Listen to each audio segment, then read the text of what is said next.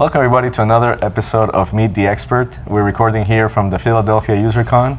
I am here and it's a pleasure to introduce Sean Thulin. We gotta start over because you killed my...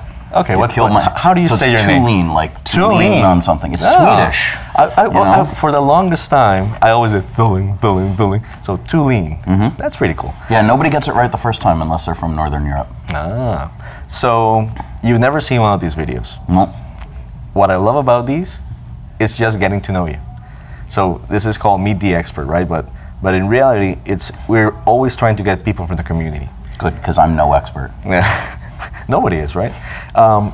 And what I love about doing this kind of interview with people that I've known through the big community, through Twitter, through Slack, but I rarely see face to face, is that I don't really know you that well. I know a little about you, but I'm going to find out a lot of things. You moved farther away from me. It's your own fault. Yeah, well, you went west. I'm trying to get back to Boston at some point. Oh, it's a beautiful city. You should come in the winter. Expensive as hell, too.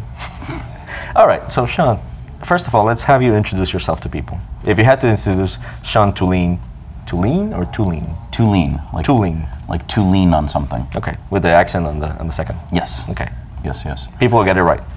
So my name is Sean Thulin. I am a V architect for Dell EMC for the New England area. And anything else? No, not at all.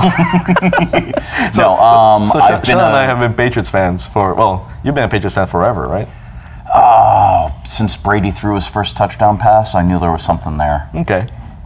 I actually started following the Patriots with Brady's first season as well. So I started following a long time ago because Doug Flutie, so my mom delivered his kids. Oh, so that's pretty cool. He's from Natick area, which is the next town over from where I grew up. So he's kind of a local favorite there. And those who are Patriots fans, they may remember, he played for BC, but in his final game, he did that drop kick through the goalposts there, just to be like, I'm out, and drop the mic. Yes, exactly. In this case, he dropped a football and kicked it. But yeah. Well, okay, I get it. We're Patriots fans. We can go on about this forever. Yeah, we're in enemy territory too, because we're over in Philly right now. I almost brought my Brady shirt, but then I thought, why do I have to be that guy? Someone else is wearing a Philly jersey. You would fit right in. So I love starting these with, how did you get into IT? How did you figure that you wanted to get into IT, and how did you get in? Oh, God.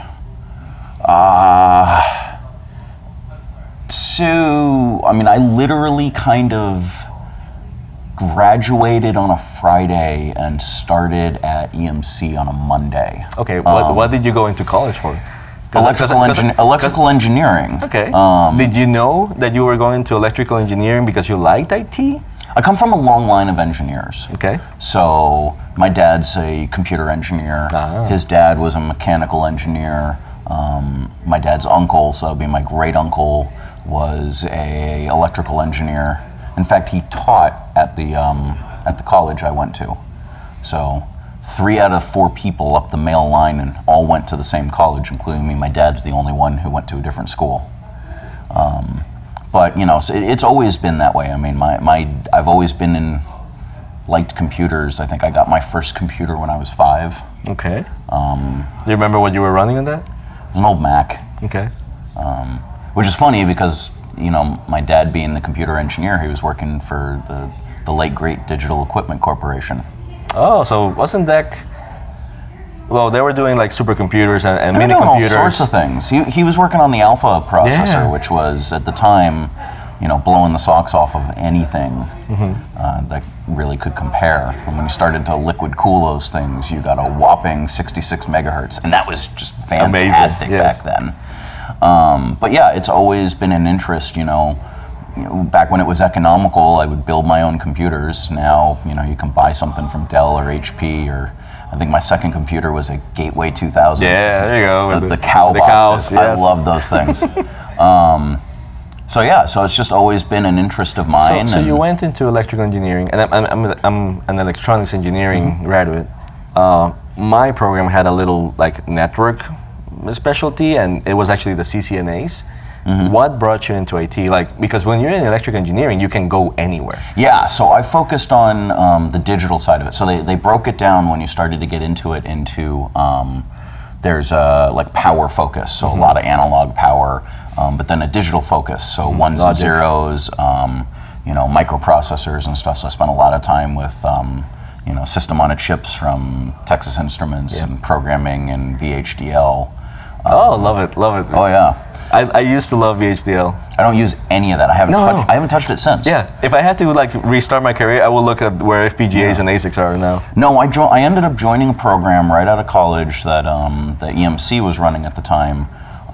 That was basically designed for kids straight out of college there. So they put you into a boot camp for like 2 months, and like I got my first EMC certification within 2 weeks. Oh, very nice. Yeah, the EMC Technical Foundation. So I was a storage expert 2 weeks in. But it was actually great because they put you up in a hotel, and me being local, it gave me just enough time to move out of my apartment at school and find a new apartment before I had to check out of the hotel. So it was absolutely perfect. I mean, when I graduated, that was right around you know, the time the market was crashing, the housing market, people were losing their jobs, and so I had PhD people competing with me basically for entry level. So, I mean, I hate to say it, I kind of took the first thing that was going to pay me a steady paycheck and benefits without any downtime, because when I graduated, half my graduating class didn't have a job, and 1 year later, half of them still didn't have a job. But it was very fortunate.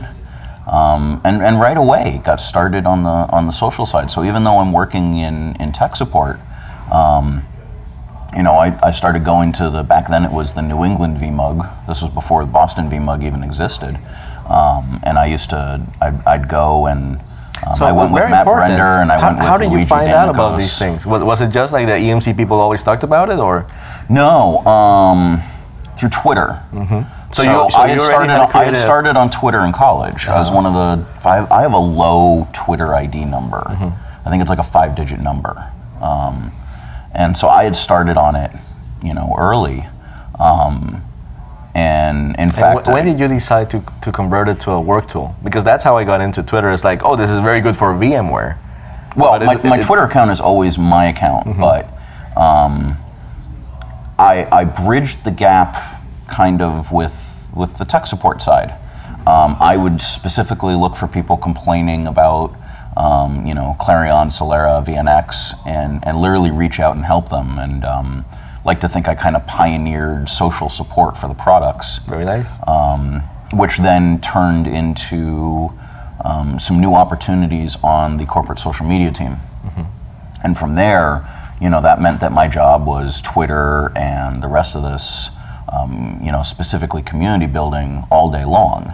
That's pretty cool. You know, we had started, there was a program that was started called the EMC Elect, which was EMC's version of the vExpert program. But it was all about community. There was always good overlap, and you know, everybody ran their program differently. There's Cisco champions, there was the Dell Tech Center rock stars, and you know, we had a good time. And that's really how I met a lot of people there, by going back and encouraging community. I mean, honestly, I would have loved to have had members making videos and everything during this. So you're talking about, you started in tech support. You got involved with your local community. It's now VTUG, right? And this opened up I mean, it really is pioneering to be reaching out to people. Hey, I see that you have a problem. I work in support. Can I help you out? You know, that's pretty amazing. I heard yesterday through dinner that at some point you were called Mr. VNX. Well, I was known as the VNX guy on Twitter because I was always going through and helping people. And you know, you combine it with some of the other teams. So at the time, EMC was bringing up the V Specialist team under Chad. And while I don't think it was on the job description, it was pretty much a requirement that, you know, you be social on that team. So I knew most of them there. They knew most of them from me. They would connect me with customers that were having problems. But I'd also start writing blog posts and everything. And it would get to the point where, you know, if I saw the same problem coming through the support system a couple of times, that usually meant it was bad documentation or something like that. I'd write a blog post because then it would get Google indexed. And you know, when people start typing in, you know, I mean, what's the first thing you do when you have a problem? You Google it, right? Error codes, stuff like that. So, you know, the first thing that would pop up would be something that says, come and buy this product. The second thing that usually popped up was my blog. I was listed always on the front page. That's pretty cool. Yeah. And so tell me more about how that changed for you. Like, have you been in EMC all your life? No, but a good amount of my professional career. Yeah. I was there for 5 years before I started looking elsewhere. Yeah. You know, it's great. It's great. They always say EMC is great for your first and third job. And yeah, it's a good place. You know, so vendor life is really all I know, because with the exception of my last job, all my other jobs in the tech community have been for vendors. I've never done the customer side. But I gotta say, Twitter and social media turned out to be very critical for your career path, right? So once you decided to, okay, and I imagine this was when we had, you know, the Phi.X days, when there was a lot of vendors coming out and there was a lot of offers around. Oh, I started in the 4. But yeah, I mean, having that social media edge helps. I mean, nowadays you can't apply anywhere without a LinkedIn profile, but back then it was relatively unheard of. Everyone was like, "Oh, that's nice, but show me your real resume." Now, when you go to click on apply, the first thing it says is, "Oh, do you want to populate your work history from LinkedIn?" I mean, social is a huge thing, but it's a double-edged sword. You know, you say one bad thing, and it's there forever. And you know, I honestly wonder if some people in the industry are getting cut out of some jobs because of things that they've said on Facebook or whatever. So like, while I have a Twitter account because it's great for connecting to the tech community, I don't actually have a Facebook account. Yeah. I know, it's really weird. I worked professionally in social media and I don't have a Facebook account. Yeah. I stopped using mine since 2011. It's great. I mean, look, if family members want to get a hold of me, they know my email, they know my phone number. I've had the same phone number in my cell phone since 2000. If you don't have that number, chances are you didn't know me back then. So reconnecting on Facebook is meaningless. So, you know, I use the professional networks there, and you can still get a lot out of it. You know, sure, it might take you, 10 tweets to get your entire message across, but that's the point of blogging. Yeah. If you have to put something together that's that long, put it in a blog post. So let's talk, we're talking blogging, we're talking Twitter, we talked about the programs. I know you've been a vExpert for several years. You've probably been more than me, I think. Well, I'm on my 4th year now, but that's my 4th year of applying. Yeah. Given that I was managing the EMC Elect program, I didn't think of it as proper professionally to be a member of another program when I'm running one program. Okay, so tell me about that. What are the biggest benefits, apart from the networking that you already experienced, in the vExpert program, and how do you see people normally go about it? Because it tends to be that you become to a vMug, you become a participating vMug member, you apply for vExpert, you're really quiet the first year, and then you start getting into It's funny, I actually think it was the opposite. I was really loud my first years of vExpert. I've become quieter as time goes on. And why do you think that is? Is it just because there's so many people now that? In part because mostly my job requirements have been, as I've been changing jobs, it's required a lot more of my time. I find less time for blogging in general. But no, it's, community is always a big thing. I'm a firm believer that you get out of it what you put into it. So if you're not putting much into it, you're not going to get much out of it.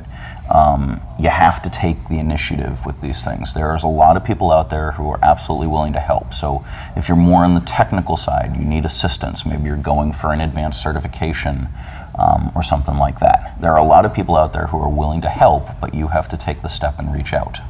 They're not going to come to you. Right. But once you start building those relationships, I mean, these are going to become lifelong friends. I mean, this industry, while it seems so wide, is so close knit. You don't burn bridges, because who knows who you're going to end up working for down the road. I mean, so many of us are changing jobs and working for companies that we never thought that we would, and now it's. You always want to be able to have that relationship to be able to jump back to. You never know when you're going to need to look for another job. I mean, last night you were seeing former employers, right? Yeah. Yeah, so it's, a lot of it will come, full circle here. So, if you're good to the community will be good back to you. Yeah. All right. So let's step back a little bit and get to know Sean Thulin more. Is no th sound? Nope, just a hard T. Okay. Thulin. Okay. I'm just wondering at this point. What are your passions? Like, what do you do for winding down? Oh, lately it's been building a lot of Legos. Nice. Do you have family? No, not yet. It's the one thing I'm looking for in my life. Ladies. So yeah. Or I don't know if just ladies. But, okay. We can start there. No, I've been doing a lot of that. I've always been a big fan of Lego since I was a kid. Now I can afford all the big pieces and the big sets. So sets. Funny. I was such a fan of Lego myself. I think that's what got me into thinking like I want engineering because it sounds like Legos. There you go. Yeah. So now you have all the big pieces, all the big Star Wars I do, yeah. That and the cars and stuff. I do it to de-stress because I can just, the job can get stressful. And I can just sit there and zone out and finish something and have a sense of accomplishment. I spend a good amount of time working on my car. What car do you drive? So I have a Ford Fusion right now that I've put way too much money into and a lot of time and man hours. And it's good. It's served me well. No mechanical issues. And probably not because I've swapped out half the mechanical parts in it. What are you doing with your car? It's not changing oil here. No. I mean, I've added almost 100 horsepower to the engine there. It helps when it's the same engine that they dump into another car that's a performance car. So there's a lot of overlap in parts.